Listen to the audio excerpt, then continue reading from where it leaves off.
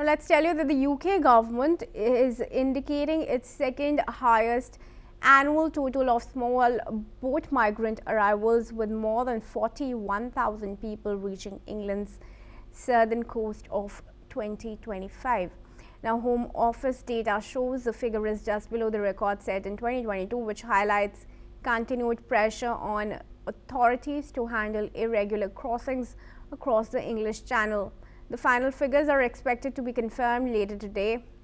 The tally comes amid growing political tension as anti-immigration party Reform UK, led by Brexit campaigner Nigel Farage, gains momentum ahead of key local elections in May. Migration has become a central issue in the national debate. Moreover, UK Prime Minister Keir Starmer is facing increasing scrutiny over the government's response, with Home Secretary Shabana Mahmood proposing to reduce refugee protections and also end automatic benefits for asylum seekers. Additionally, under a recent returns deal with France, some migrants have already been sent back across the channel, although numbers remain limited.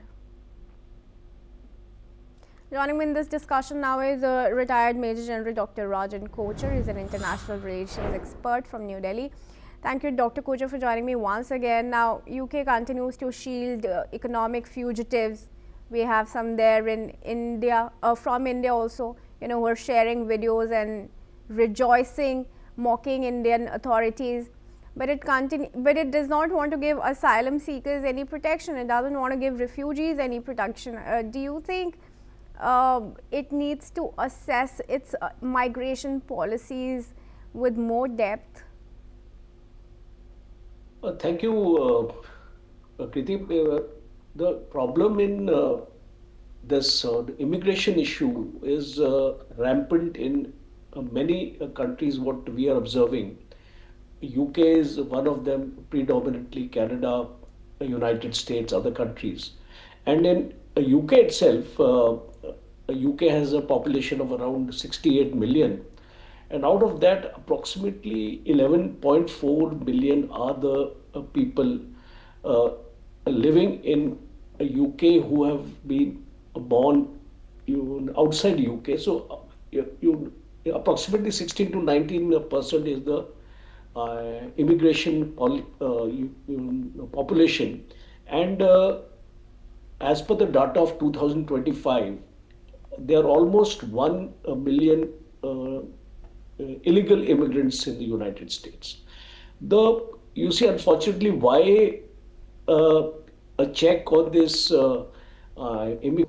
problem is that even if these illegal immigrants get caught, the punishment or the actions which are taken against them are not stringent, because they have their basically offshore processing proposals. Asylum laws are not very conducive to actually prevent this, and certain factors. See, we'll have to see that why these people are coming inside, because that is also relevant to the discussion, that why people see Great Britain or UK as a lucrative destination for coming. Firstly is that of the ethnicity factor. You find their own relatives, everybody is staying there, so they feel comfortable in this environment, because the environment is their own environment. Second is economic collapse is taking place in the other regions of the world, like Africa, South Asia, Middle East. So these people are also finding it easier to come here. Then smuggling networks are there, and ingenious methods of smuggling them inside UK is also being adopted. And this government, since it has taken over, has had a tremendous pressure on itself to curb this migration, and the asylum infrastructure which is available also is a problem because of local authorities are also facing a problem due to administrative stress and the fiscal stress because there'll be court cases involved. You'll have to keep them in a particular place, and these court cases also linger on because till such time a judgment is actually given, these people cannot be deported. So I think from the strategic point of view, the European Union can play an important role because that kind of coordination, if you can have with that because France and Great Britain bilaterally are not able to come to a congenial agreement to actually curb this thing, and uh, stringent laws are also required now because a deterrence is not there, and people know at at, at the most there will be a penalty or something like that, they'll be deported.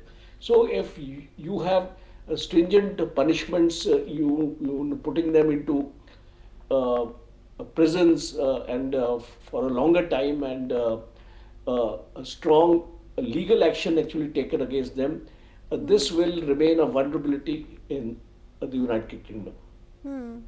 All right, that was a very comprehensive response. Thank you, Dr. Kocher, for our viewers. But do stay on with me. Now, Indian tobacco